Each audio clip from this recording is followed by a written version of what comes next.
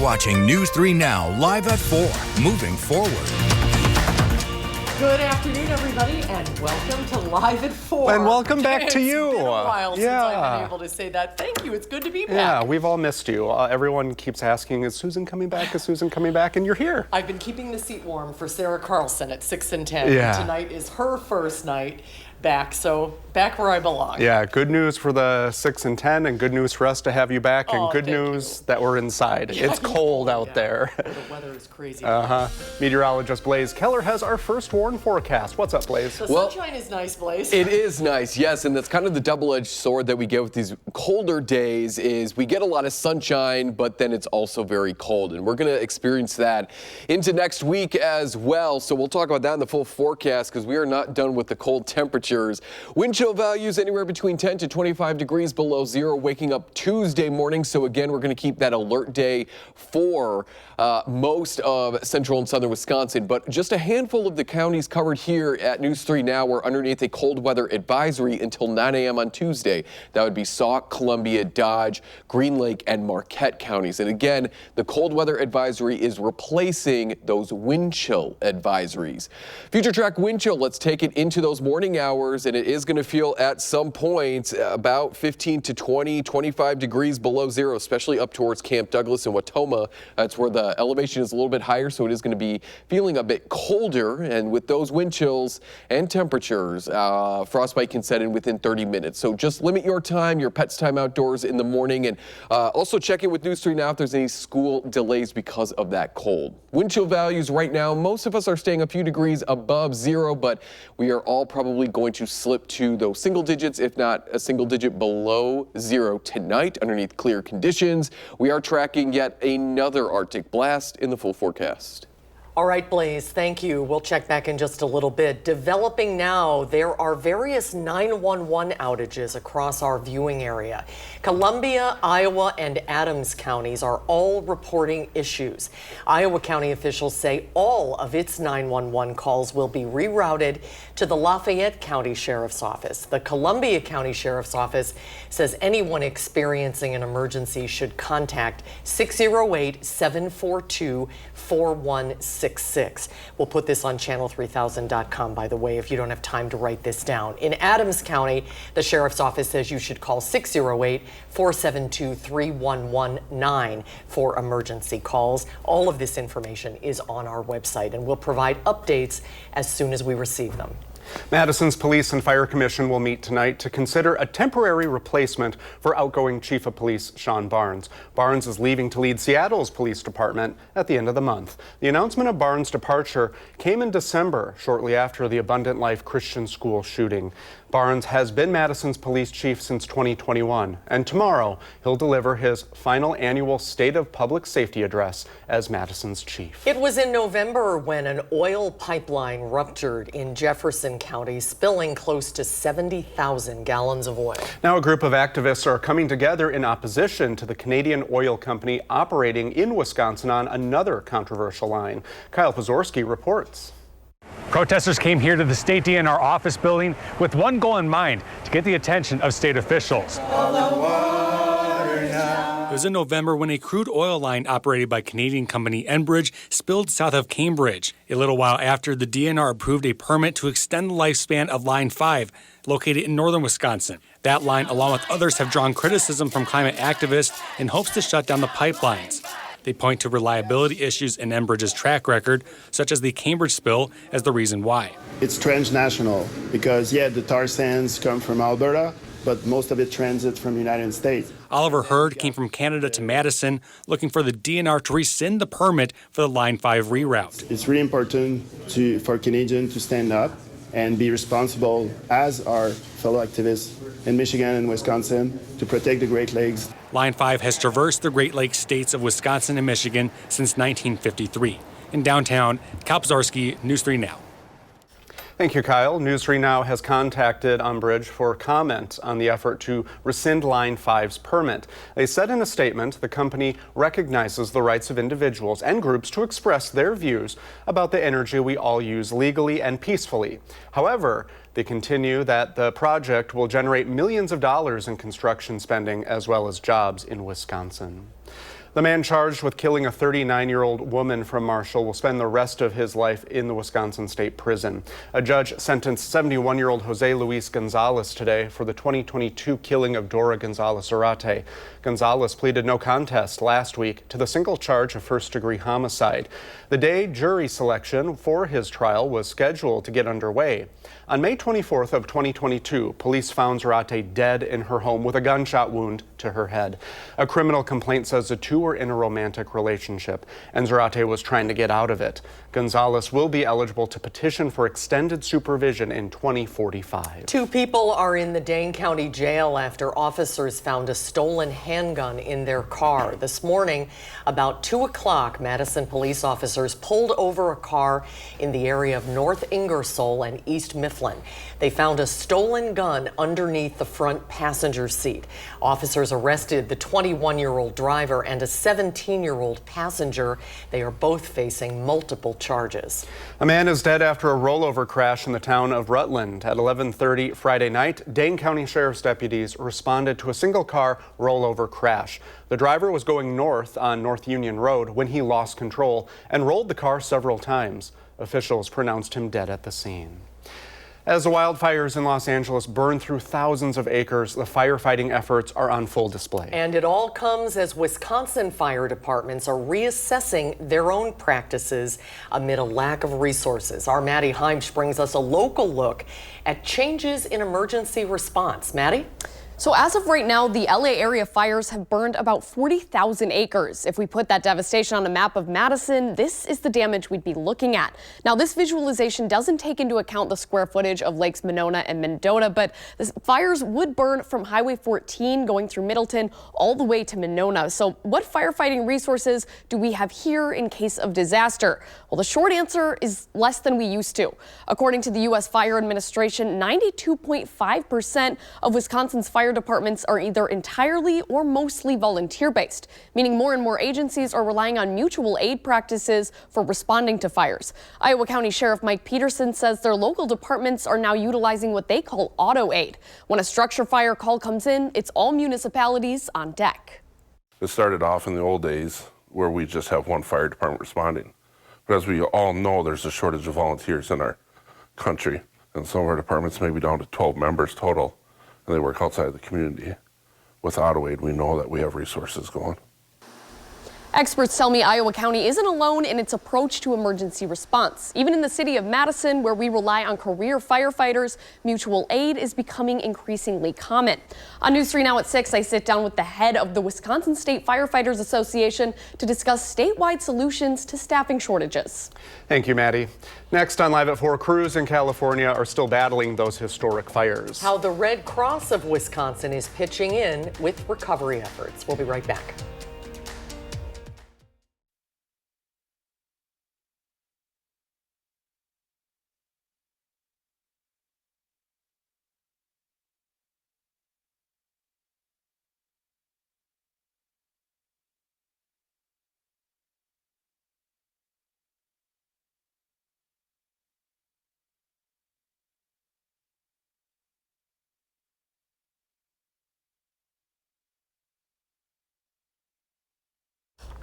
The White House says it's reached a pivotal point in the hostage ceasefire negotiations with Israel and Hamas. Earlier this morning, a Hamas official said the group's very close to an agreement with Israel. And President Biden spoke with Israeli Prime Minister Benjamin Netanyahu yesterday. It marked the first publicly announced call between the two since October, leaving U.S. officials somewhat optimistic. We are close to a deal, and it can get done this week. I'm not making a promise or a prediction, but it is there for the taking, and we are going to work to make it happen. This follows a weekend of protests in Tel Aviv, calling on Israeli officials to end the war and bring the hostages home.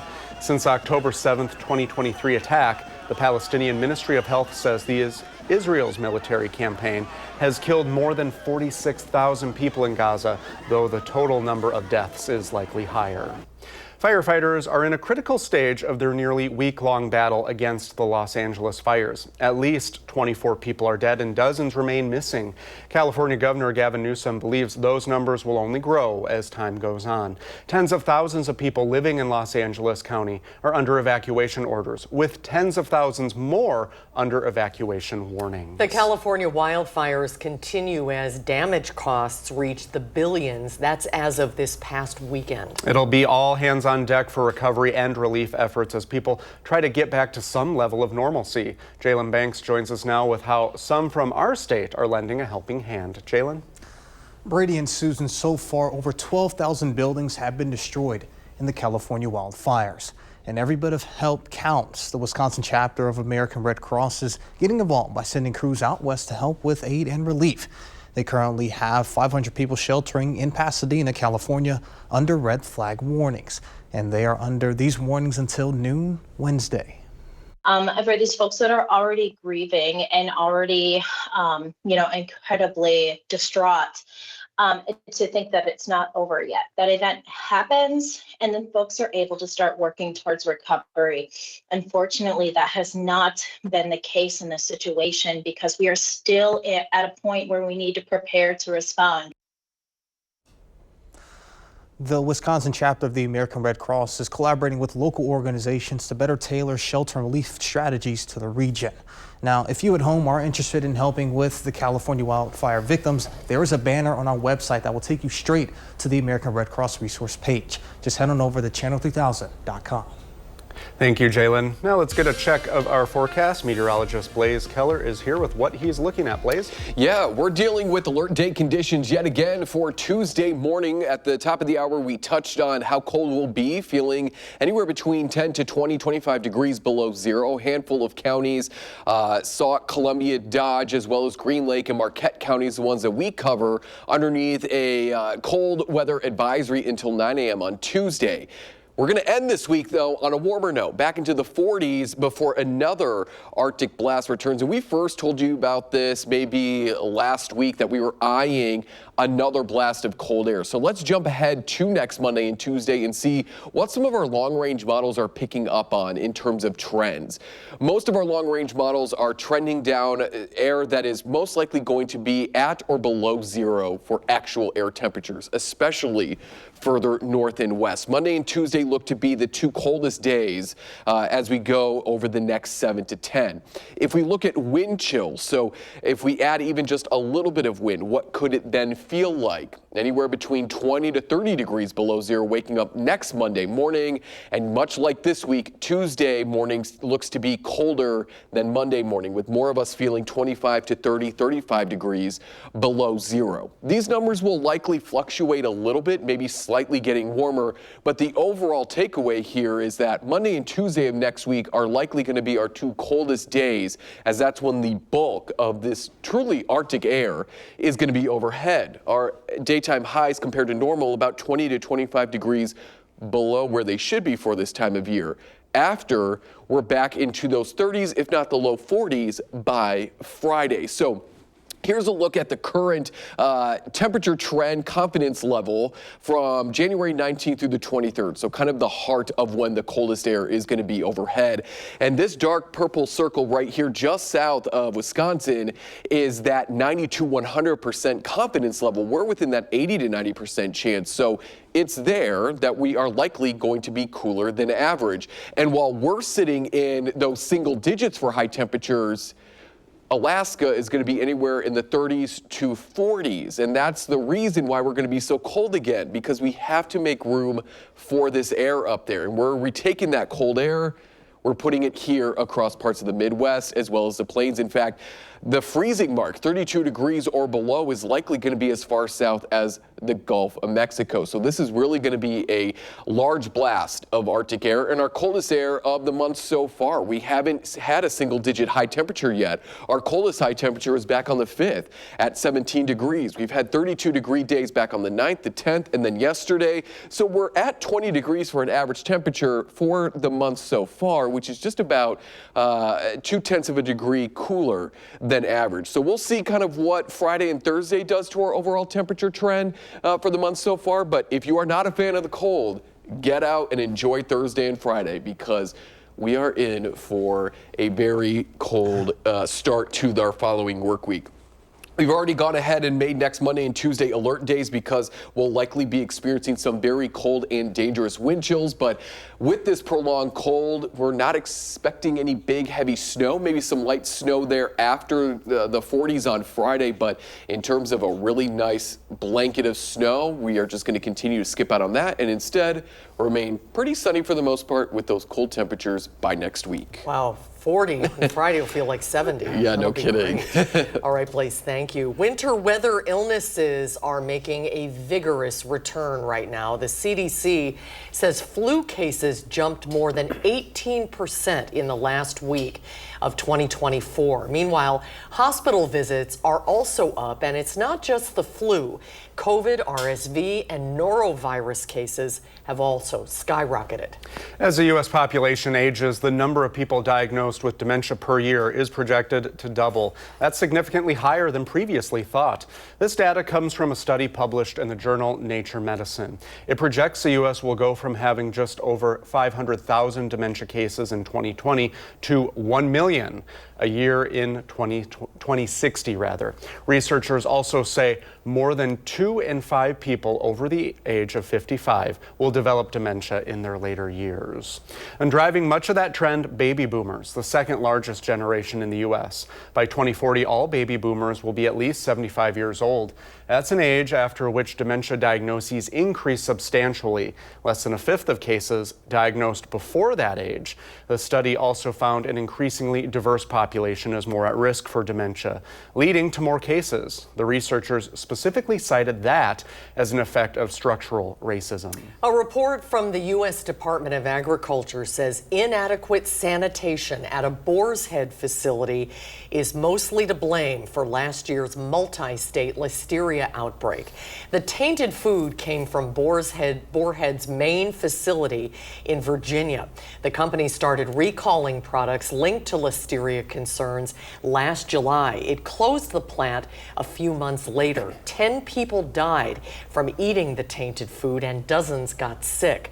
The USDA says it found insects, mildew, and mold at the facility. The agency says it will up its inspections of plants to help prevent future outbreaks. 1 week from today, President-elect Donald Trump will take the oath of office. His team is racing to try to get his cabinet in place, but first they must go through Congress. Natalie Brand is on Capitol Hill with more on the confirmation hearings scheduled this week.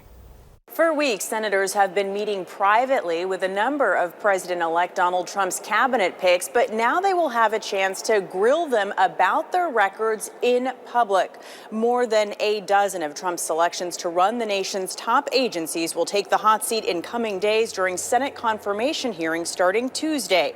That includes Trump's controversial pick to run the Department of Defense, Pete Hegseth, a former Fox News host who faces allegations of sexual misconduct, excessive drinking, and financial mismanagement while leading a veterans advocacy group. Hegseth has denied the accusations and underwent an FBI background check. The findings were shared with the top 2 members of the Senate Armed Services Committee, but some Democratic senators want them to be shared more widely with lawmakers given their concerns about Hegseth. Meanwhile, a group of Navy SEALs and veterans who support his nomination are traveling to Washington, D.C. to rally around him ahead of the confirmation hearing tomorrow. Natalie Brand, CBS News, Capitol Hill. Well, still ahead, local organizations can now apply for Madison's seed grants. How the money bridges the gap between community members and access to healthy foods. We'll be right back.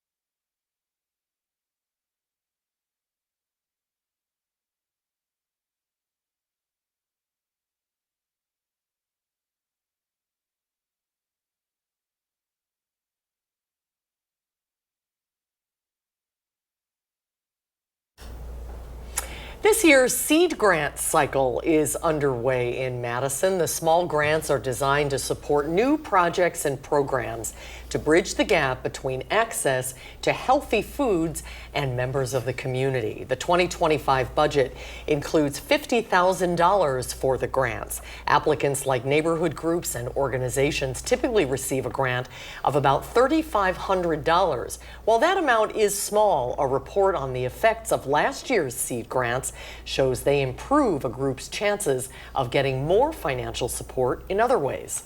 It really helps them go to other sources to get additional funding too, because they can say, hey, we have the backing of the city of Madison through this seed grant. Would you like to help us out too? It turns out the seed grant program is a really apt name because it really kind of provides that seed of funding that really grows in the years to come after they get that. The city will release the final decisions on who receives the grants this spring. On this bitterly cold day, if you need a spring fix, the Madison Public Library is offering one. Library visitors can stop into one of 8 participating libraries today to pick up free seed packets. The seeds were collected by volunteers in Dane County parks and donated to the libraries. This winter, 8 species of native plant seeds were collected. No library card is needed to enjoy this collection. The seeds will be available while supplies last. It does make you feel like spring, yeah, doesn't it? We're so close. Just thinking about it, seeing the pretty flowers behind us helps too. Yeah. Still ahead on Live at 4, the cold weather might not make you think of a drought, but our crops are already feeling the consequences. Armand Rahman explains the winter weather's impact on farmers when we come back.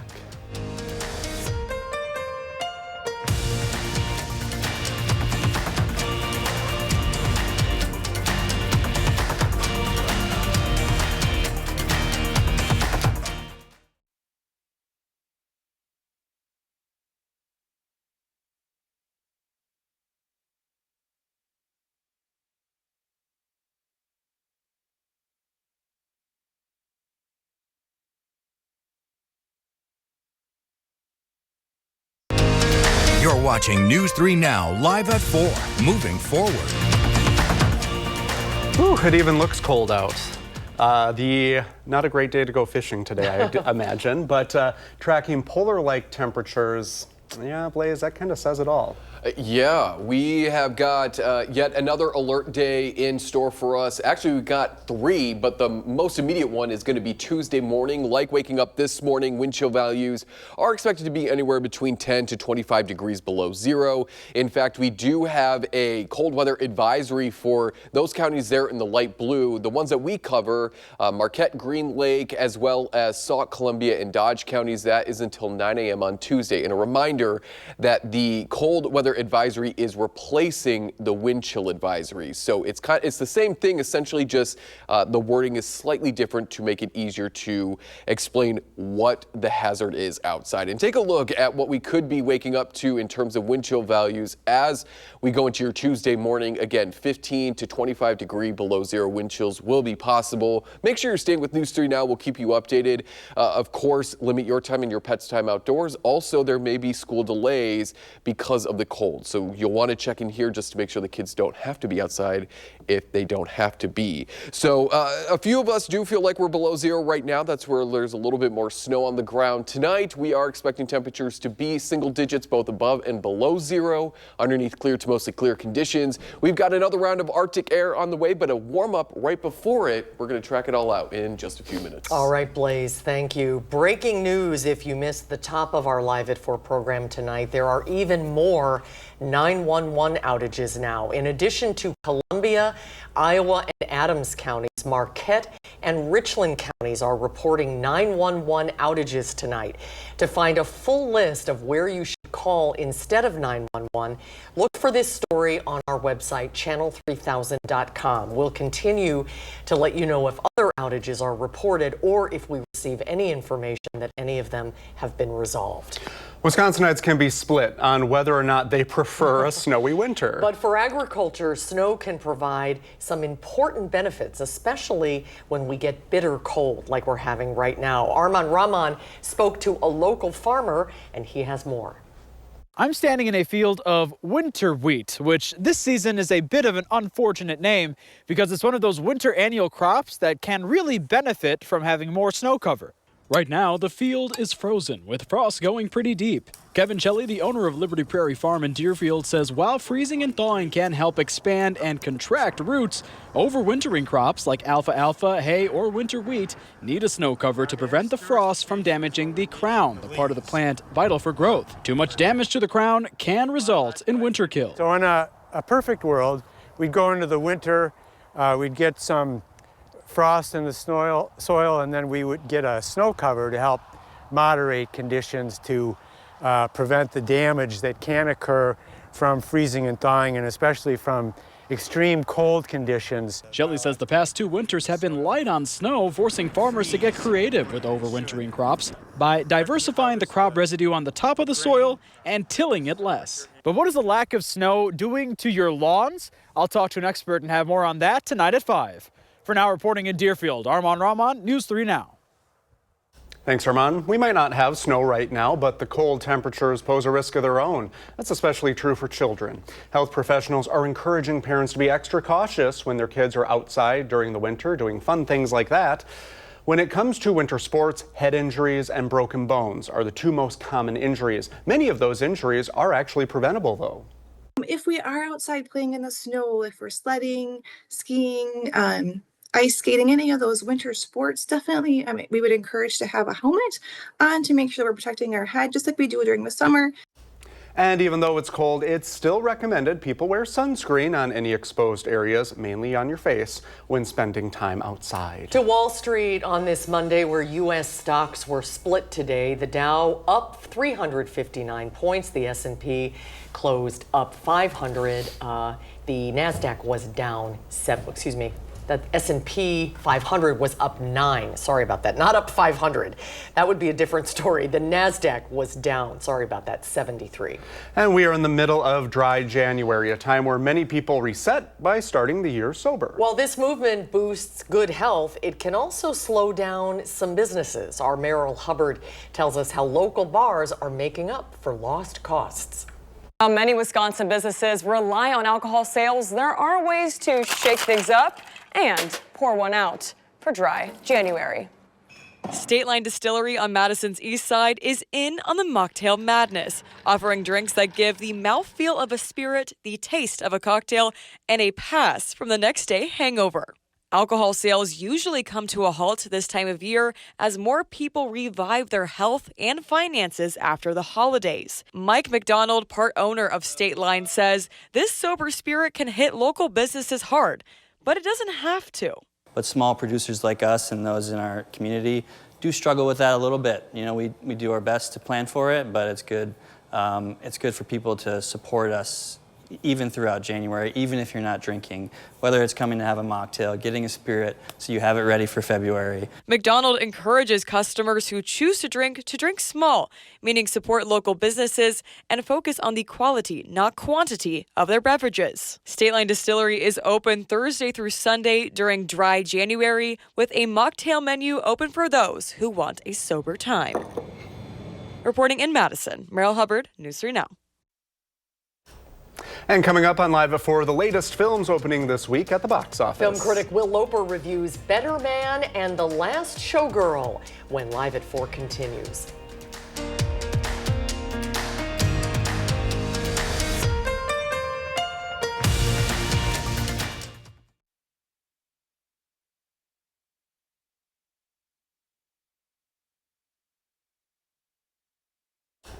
On the next Live at 4, Police Chief Sean Barnes delivers his last State of Public Safety address in Madison. Plus, Dr. Jeff Potoff joins us to talk about the link between heart disease and breast cancer.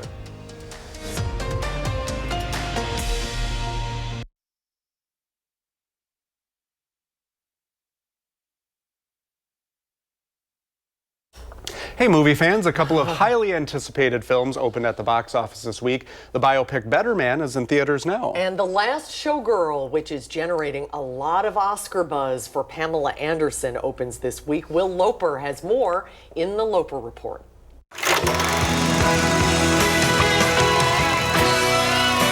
We've all seen musical biopics before, but what about one in which the main subject is portrayed by a CGI chimpanzee?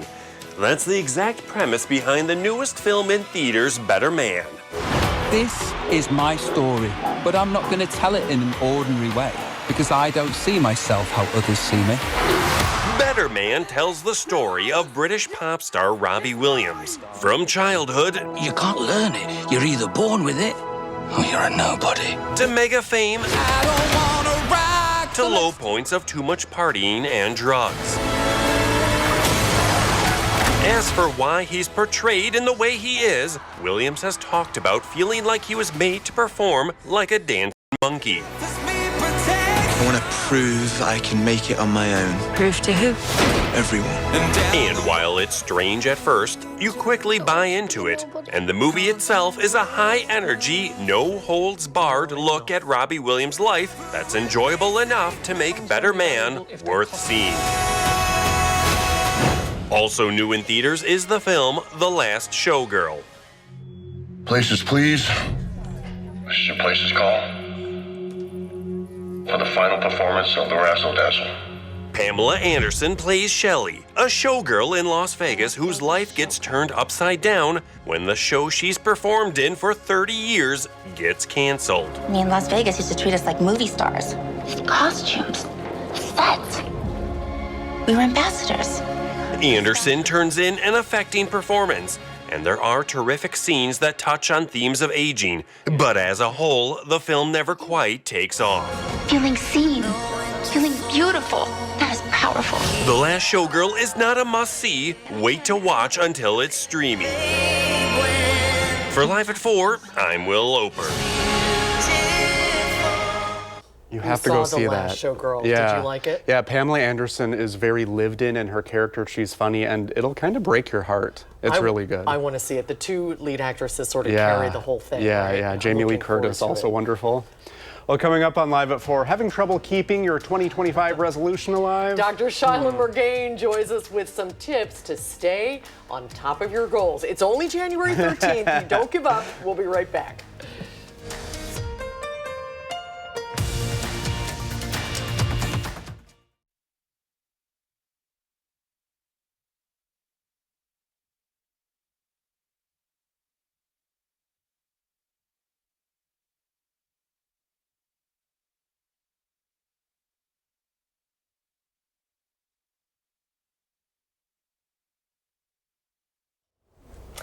Well, this is a live look at State Farm Stadium in Glendale, Arizona. The Minnesota Vikings and the Rams play there tonight. This game was moved from Los Angeles due to the wildfires there.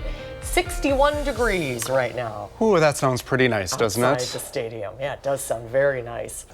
Well, it is January 13th. How are you doing with those New Year's resolutions? Usually the, second Friday of the month of January is known as Quitter's Day, so that has come and gone for those resolutions. Dr. Shyla Murgain is here to talk about how there's some hope and there's some science of behavior change and how to make those resolutions stick. Hi, Shyla. Good to see you. Happy New Year. Do you make resolutions yourself? I do, and it was helpful to know that there was Quitter's Day recently because I think as we're talking, it's a great opportunity to get back on track. Yeah. Well, you have some great tips, and I love your first one, which is to set intentions as your roadmap. You call it the GPS for the soul. It is. I love that. What do you mean? Yeah, so we can think about what would our future self want for us a year from now. Who will we be? What would we be wearing? What would we be doing? And I like to encapsulate an intention as just a word to help really reflect where we want to be going. Yeah. Well, and I think about this too. So if someone doesn't quite make their resolution, and should they just give up, or can you have little pit stops along the way on this road trip? We've got a lot of driving metaphors here. Absolutely, yeah. We want to bring in the roadside assistance. And we forget that it takes a while to create behavior change. It can take up to 66 days. So sometimes we can get overwhelmed with the magnitude of what we're wanting. So thinking about small goals and make them SMART. So small, measurable, achievable, relevant to you, important to you, and then time-based. And so you can think about, if I have this dream that I want to achieve a year from now, what is one small thing I can do this week or even today or in the next hour? And it's usually good to maybe just have 1 to 3 New Year's intentions, not 24, because that's just not gonna, that's gonna feel overwhelming. Small things add up. We talk so much about being present, but you think it's beneficial to think about the next stretch in the road a little bit as well. Absolutely, yeah. Kind of as you're plotting your course, it's also really good to anticipate what's going to get in the way, what obstacles, what challenges, and then if that happens, then what you'll do. And we find if we anticipate ahead of time what's going to get in our way, then we're more likely to have smooth sailing and keep going over the course of time. Because there will be roadblocks, so you can't control everything, but you can control how you respond. Absolutely, and bring in the pit crew, so to speak, that those folks either who have achieved those dreams you're looking for and you can ask them for guidance, or just those cheerleaders that will boost you up and encourage you to keep going. It's just so hard to not feel like a failure when you fall off the wagon. That's one of mine this year, is to be a little kinder to myself, a little easier on myself, but that's easier said than done sometimes. Yeah, and it's so important to give yourself some grace. Try to encourage yourself and just think, hey, what can I do that can get me back on track? And even a little bit will help you feel that inner motivation that will carry you this year. Are you sticking to yours, or did you fall off the wagon? I fell off, and I'm recommitting this week with a new goal. Oh, so, see, that's a good way to approach it. Right, 90% of people fall off by this point, so you're not alone, but you can get back on track. How about you? Do you make resolutions? Not really, but I try to be mindful of, like you said, like what is my year going to look like? And it's easy to indulge over the holidays, so I think like, well, I can maybe do this a little better, and so intentions, I guess. Love it. That's good. And then I don't fall off and I don't beat myself up. That's the solution. Shyla, great to see you. Belated Happy New Year. I haven't seen you in a while, so it's good to see you. Yeah. Blaze, do you have any New Year's resolutions? Yes. Read more books. Oh, that's a good one. Yeah, I'm reading a book right now about birds, and it's actually very interesting. But the birds are eating a lot, and they're going to be eating a lot during cold weather because they have to maintain their body weight. And so over the next couple of days, especially with this next Arctic blast, you're probably going to see a lot more birds at the feeder because they have to eat a lot, especially during the cold days. But before we get to that second blast of Arctic air, when our average or our daytime high is about 20 to 25 degrees below average, we've got a nice warm up there. Thursday and Friday, for the folks who are kind of over the cold, we are going to climb back into those mid to upper 30s, if not the low 40s on Thursday, and stay there into Friday as well. And then after that, we sit underneath that cold Arctic blast. In fact, we're at about an 80 to 90% chance of being cooler than average from the 19th through the 23rd, and that's kind of been the forecast time of when this Arctic air is going to be making its way southwards. Starting next Sunday, maybe even as early as Saturday night through Sunday, through about that following Wednesday is when you're going to see all this cold Arctic air move its way south, and it's going to be sitting over us as we go Monday, especially next Monday into Tuesday. That's when truly the coldest of the cold air looks to be overhead. We've got big areas of high pressure and low pressure on either side of us, and their northwesterly winds are going to combine to essentially continue to drag down this cold air as we go into the upcoming weekend, and then through Monday and Tuesday and even into Wednesday of next week. And the reason is because you're seeing these greens up in parts of Alaska, along the west coast of Canada there, and into parts of Canada, northwestern Canada. We have to essentially take the cold air that would otherwise be there and move it somewhere else so that they can warm on up. And take a look at how far south the cold air is going to go. Anybody in the purple there is at or below 32 degrees. And as we go into Sunday, Monday, Tuesday, and Wednesday of next week, that purple shade is making it all the way down to the Gulf of Mexico. So we're not the only ones who are going to be experiencing the cooler than average temperatures, to say the least. A lot of the United States is. But what we don't see in this cold is snow. So for snow lovers, this is unfortunately not the forecast for you. For folks who want to get out on the ice, this is the forecast for you, because the less snow we have on the ice, the thicker that ice is going to be. In fact, for the month so far, and we're getting close to the halfway point, we've only accumulated 0.3 of an inch of snow in the Madison area, and we usually pick up nearly 14 inches of snow in an average January. So we got a lot of ground to make up, and maybe the second half of January we will do just that. We're going to be hanging out in the teens tomorrow underneath plenty of sunshine. There is a look at your 7 and 10 day forecast. Alert days already issued for next Monday and Tuesday because of not only the cold temperatures, but the expected cold wind chill values. By next Monday and Tuesday, our wind chill values could be as cold as 30 degrees below zero.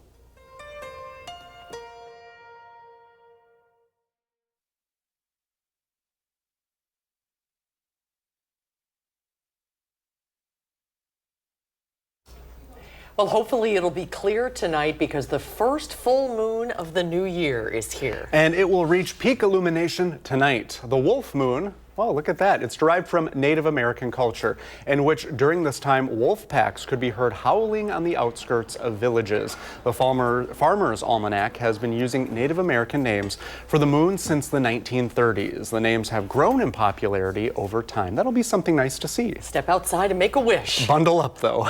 We'll be right back.